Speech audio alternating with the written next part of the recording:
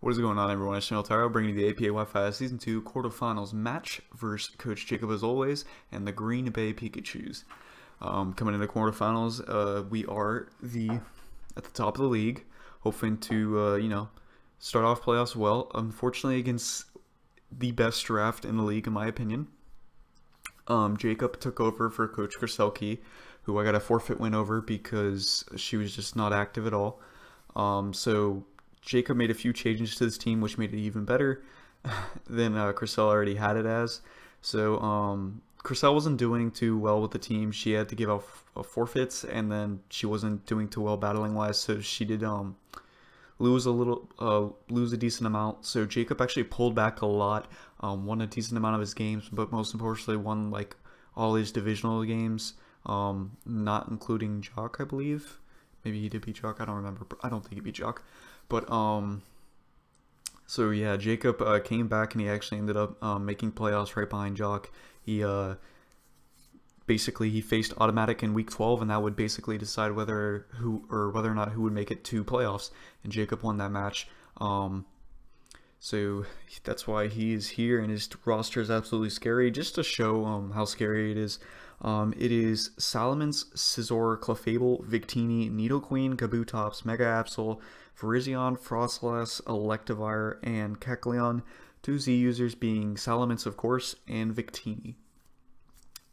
Now, we're never doing Tier 2 Salamence again. I completely vote against it. Like, in any like freaking league I go into, Salamence is Tier 2. I'm picking it up round 2. I do not care because that is just unfair. Like, this thing with Z moves is honestly stupid now, and it needs to be respected as a Tier 1. And then he just has a very strong, like, freaking core. Like, Clefable Scizor is stupid, and then you have Victini in the back as well, which hits like a monster. Mega Absol is very strong as well. You could have Rain Sweep and Kabutops, which is just random but strong.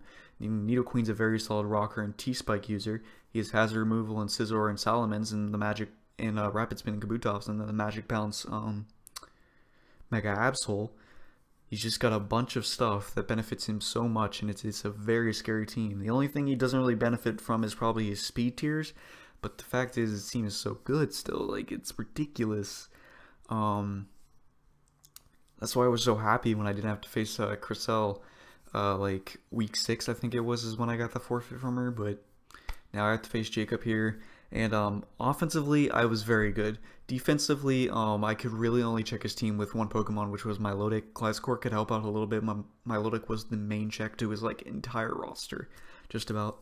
So to start off, though, I did notice one Pokemon did a lot of damage versus team, and that was Greninja. So I had a Life Orb, Greninja, Torrent, of course, with Hydro Pump, Ice Beam, Dark Pulse, Hidden Power, Flying. Hindsight should have been Hidden Power, Fire, but basically I made it so Hydro Pump and a Hidden Power, Flying would always kill Virizion. Of course, I wouldn't risk that anyways, since Virizion did have a chance of being Scarf first me this game. So that was really kind of dumb bringing Hidden Power, Flying, but didn't make a difference. So Hydro Pump, Ice Beam, Dark Pulse, and Power Flying, like I already mentioned. It 2-shots everything on switching. Hydro Pump and anything will knock out a Pokemon on his team. It's very strong because it outspeeds his entire team. Basically only Scizor can do a decent amount with Bullet Punch depending on how much investment it has. Sucker Punch Absol can do a little bit, and then, so basically any priority he has on his team, Greninja resists between the Aqua Jet, Kabutops, Sucker Punch, Mega Absol, Bullet Punch, Scizor. So that benefits me. So really, Gren is really just threatened by any Scarfers or anything with like a barrier or something like that, because it really just 2-shots anything on his team except for Kecleon, which was a possibility this match, but I actually guessed all of Jacub's 6 Pokemon right, because I based it off of the teams that he's only brought, which is like, he's played like 5 matches, I think. So he just about always brought Kabutops. Victini was very common for him. He liked Mega Ab. Clefable came like 4 out of his 5 team builds, I think. Scizor was kind of decent versus me, so it was either going to be that or Nidoqueen. And then Salamence, of course, is always going to come. And he always brings an Intimidate Salamence and not a Moxie for some reason. So next up is my Mega Scizor. I have a bulky offensive Scizor with Bullet Punch, U-Turn, Boost, and Swords Dance. Basically, I just saw this cleaning up very late game with the possibility as long as Victini goes down and just small things like that. Next up, we have Gliscor. This was a pretty defensively bulky Gliscor. I did have enough to live a Life Orb Glaciate from Victini. I had Earthquake, Ice Fang, Roost, Stealth Rock, of course the Toxic Orb, Poison Heal. Allowed me to get up rocks versus his team, even though he does have a lot of things to get rid of it and whatnot. Roost for longevity. The Ice Fang does allow me to get a 60% min. No. Is it 60% min? I think it's 55% min on a non-bulky Salamence with Ice Fangs. And then that would allow me to get it in extreme speed range, I believe. Or I'm confusing it with extreme speed doing whatever. Either way, the whole point of Ice Fang was Ice Fang into extreme speed with Entei would knock it out. That's just what I'm trying to get across here. And then Earthquake, of course, just for the stab. And then, of course, I had to bring my Thunderous Nasty Plot, even though I don't feel like it's always the best idea, especially for Salamence. I should have T-Wave. Poisonium Z with the Nasty Plot Thunderbolt Psychic Sludge Wave. In case he was unaware of Clef, I had to bring the Poison Z. Poison Z also does allow me to KO the Victini and the Electivire at +2, which is very nice. Even though if the Electivire did come, I would be expecting it to be Choice Scarf. Basically, Victini and Electivire were capable of running the 3 types, Electric, Fire, and Ice, to destroy my defensive core and my Milotic, Gliscor, and Mega Scizor. So I was kind of expecting those two as a possibility. And then, but Thundurus could basically sweep his team once Mega Absol's out of the way, and he doesn't have a Lustful Scarfer. That's basically it. And then Kecleon can eat a hitter too, so I need to watch out for that, but if you would bring it. Next up is Milotic, Flame Orb, Max Defense, Haze, Scald, Ice Beam, Recover. Just that simple. I needed Haze for Calm Mind, Clef, Swords Dance Ab, anything like that. Of course, Salamence. Ice Beam to destroy the Salamence, and Recover to absolutely just wall his team. He's no real strong attacker in order to take on this thing, unless he brought like a special Electivire and stuff like that, and so it was very close. And then Choice Band Entei, of course, Adamant, Extreme Speed, Sacred Fire, Stone Edge, Bulldoze, just a lot versus team. Basically, Sacred Fire always picked up a kill unless he brought Kabutops, and then even then, Bulldoze is an easy to a KO on him, so not that big of a issue. Entei was going to do a lot of work no matter what, along with Greninja. Got the physical and the special sides coming together. So when I was starting off this match, I was really happy not to see Electivire, because basically Milotic walls his entire team. I just need to get rid of that Clef, because Clef can like just be annoying to Milotic, basically, nothing else. And then Absol, I have to check for like Thunderbolt on that, which would only do like 50% to me, unless he was like heavily specially invested. Actually no, specially invested was only doing max 55, I think. So to kick off this match, I just wanted to lead Entei, because it did counter everything on his team. And if you wanted to lead Stealth Rocks with Kabutops, I would just click Bulldoze on a turn 1, because I really wouldn't expect him to go for a move completely on my Entei. So as we lead the Entei here, he does decide to lead off with his Victini, which should have led me to begin here to believe it was Scarf, which I was actually pretty surprised, considering like a Life Orb or a Z would do a lot versus me, even though I would expect the Z on Salamence, of course.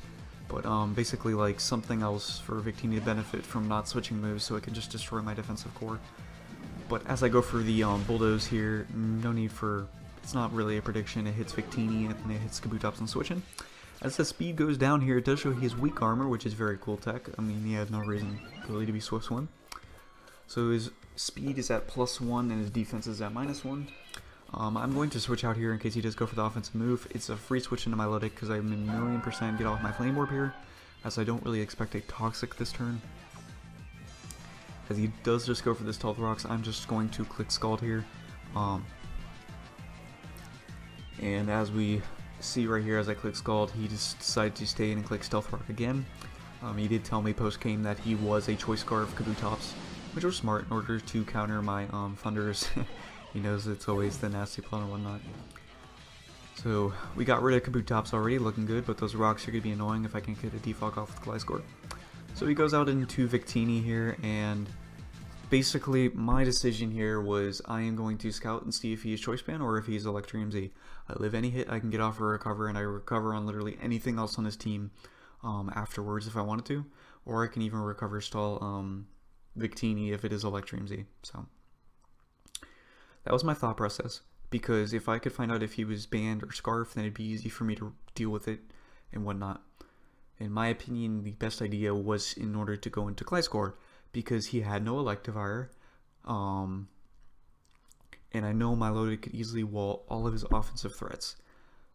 But I wanted to stay in order to check what he could be going for. And as he just goes for the final Gambit, I'm pretty sure he was a Choice Scarf Max HP Victini. Probably just enough HP in order to stop Max HP Milotic. So I lose my Milotic very early in the game. And I knew at this point I already lost. Salamence was going to sweep me late game. There's nothing I was going to do about it. There's nothing I could have done. I knew it was just going to... I was just going to lose to it in the end. But I had to try as much as I could. This is why I should have brought Thunder Wave on my Thundurus, in my opinion. So I go into Greninja. It basically destroys anything on his team unless he goes Hard Clef. But he went into Absol. So I'm just going to go for a Hydro Pump with Gren, showing we do easily two-shot this Clef as the Life Orb goes down. And he does get the leftovers, but it still does not save him from another Hydro Pump. I'm going to hopefully land this, because getting Clef out of the way would be very nice, as I do. I was willing to take that risk, even though Greninja did destroy his entire team. I already felt like I was going to lose this match to Salamence late game, so if I could go ahead and take out as much as I could, it'd be kind of appreciated. And he brings out his Scizor right now, leading me to believe it is a possible Scarf Scizor. Even though it could technically live any hit except for Hidden Power Fire, I'm just going to go right into Gliscor, because whatever move he goes for is just going to allow me to get my free Toxic Orb. As he does go for the U-turn. Gliscor eating that up. I did believe this... Oh, that was a crit. So I probably miscalced that. Okay. In-game. Because I thought he was more of an offensive like choice band or something like that. Yep, that's definitely what happened. Okay. So anyways, he goes into Mega Absol here and immediately telling me he has Ice Beam. So I'm going to switch Gliscor out here and go right back into Greninja, as he's not going to do anything to me, and then Hydro Pump just allows me to pick up another kill. Of course anything like Scizor would live on switching and stuff like that, but if I can threaten out this Absol, I would much prefer that, so. As he Mega Evolves here, he does indeed go for the Ice Beam as I predicted, which was kind of understandable tech, considering Gliscor would wall Mega Absol otherwise. As I'm just going to click Hydro Pump here, he will switch out his Mega Absol, wanting to keep it in the back as a counter to like my Thundurus, as well as my Entei, I believe. So as I go for the Hydro Pump here, he will go into Scizor. Now, as I calc, I was thinking it was Banded Scizor, and so I was thinking I was going to die here, but I was going to take the risk anyways because it was a roll. As he goes for Bullet Punch, showing he wasn't a Banded Scizor, because I forgot that it was a crit that turn when I calced. I noticed that now, and he got another crit. Okay, now I don't even know what this is anymore. So as I go for the Dark Pulse, it will be a double down again, as my Gren will go down to Life Orb, and his Scizor is taking out. Now I wanted to go on my Scizor here. It takes on absolutely everything, and if he goes into his Mega Ab, I will figure he will have Fire Blast, but getting off this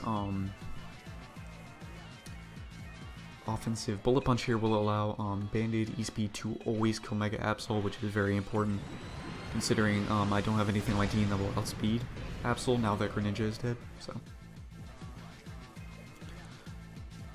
I'm just going to stay in with Scizor, go for the Bullet Punch. Like I said, I knew he was going to have Fire Blast, so it was fine. Flamethrower, if he wasn't invested, I did have a chance to live, but Fire Blast was a for sure KO. He probably had some investment anyways in case I was Pedef, I guess Scizor.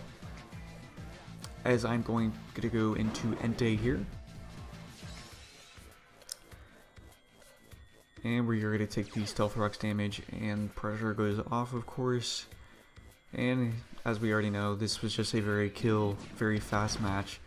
I think I misplayed here. I lived any knockoff. I could have locked myself into Stone Edge or something. No, I still think this was my play. But of course he was the Intimidated Salamence, which I still don't get. You're sweeping Salamence, just be Moxie. But he still runs Intimidate, which helps him in some cases versus a lot of physical attacking teams, but I still don't fully understand it. So I'm going to go into Gliscor here. as he goes for the Dragon Dance. My play is to go into Gliscor, and then I have to, actually this wasn't my play, because if he had a little bit of HP invested, I need to click E-Speed there, but then if he was a bulky Roost, I couldn't allow it, so I still don't know. So this was my best play in my opinion. So I'm gonna go and sack my Thunders. Since I don't have the T-Wave, it doesn't matter, but if I had the T-Wave, it would have been a lot better of a match. Let's just say that. So as he goes for the Devastating Drake, as I predicted, that was the only way he was going to be able to kill Gliscor and stuff like that. Either way, he was going to pop his E-move on Gliscor 1,000,000%. So he goes for the Devastating Drake, which was indeed the Z Outrage. He will take out my Thunders here, and I get to go into Gliscor after Stealth Rocks. This does mean my Gliscor is... Yeah, this wasn't this play. After Stealth Rocks, this makes this Outrage a roll whether or not it kills my Gliscor, if he is Jolly. So he goes for the Outrage, and he will just take out the Gliscor. I believe it was a 60% chance for him to knock me out, but he did prove late game, or after the game, that he was an adamant Intimidate D-Dance Salamence, which I don't agree with, but it worked out for him. So Outrage was always a KO, so it didn't matter at that point. As I go into my Enta here, I'm just going to click E-Speed. Not even a crit won't even kill at this point, so it was already game for him. As he will go click Outrage, and Salamence will sweep me late game, as I predicted as soon as my Milotic was dead. Now, I'm very sad about my performance just because Milotic did well his entire team, and I risked it on Victini. Even Electric Z was going to do a lot, but I was going to heal just so it'd get out of the way. But that didn't make sense. I would just go Gliscor. So in my opinion, I threw that game away by risking Milotic with Victini. A few people agreed with me, saying they weren't seeing Final Gambit from like a mile away, which was really good prep on Jacub's part. That was his only way he was going to beat me, in my personal opinion, was getting that Final Gambit off. So I really should have won Gliscor that play, but I risked it. And that's what happened, and Salamence was just able to clean up late game. I really don't think he could have beat me otherwise, but it was a good game nonetheless. I wish I could have pulled through, considering we're at the top of the league, and it kind of sucks that we were knocked out round 1 of playoffs, but it happens. Good luck to Jacub in his semifinals match versus Lindamar, who did have an upset versus Jock. There was multiple upsets, but make sure to go check those out. So that'll be it for me for APA Wi-Fi Season 2. I won't really be doing a recap, unfortunately. We already know how the team did. Very good throughout the season. I had like my kill leader in Thunderous rocking 18 kills and stuff like that, coach the season, whatnot. So it was a really great season. It was just kind of an unfortunate ending versus a very strong team. But I felt like I still played amazing this season, and it was a good run. So I'm not too sad about it. I was just hoping I could make it farther in playoffs, considering my regular season record. So. And as for that, I do want to wrap up talking about PMU. I did have my semi-final match for PMU. Unfortunately, it was a really close match, and it came down to his Steven's Clefable versus the rest of my team. And ideally, if there was not a timer, his Clefable could set up and win versus me, because multiple times his Clefable was like under 20% and even in red, and it wouldn't die.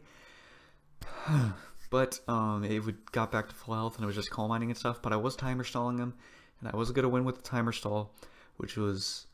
Not everyone agrees with it, but it is a form of playing in Wi-Fi. I don't think it's the best way of getting a win, but it is a win, a way of winning, so it is a possibility. Just like I don't like people who run Haxi like Jirachi and stuff like that, but it's a way of winning. It's all part of the game. So, I was going to win with timer stall, but then there was an unfortunate DC. My internet just went out with the Nintendo network. Everything else was working fine. I couldn't even connect back on afterwards. So there is no replay for PMU semifinals. But since I was going to win with the timer stall, I was awarded the win. So I will be facing Coach Polish Elf in the finals for PMU. I will most likely get that up next week as soon as I can, so make sure to check that out. But that'll be it from me this week, and make sure to check out the CBA for week 2. Sub, like, share, deuces.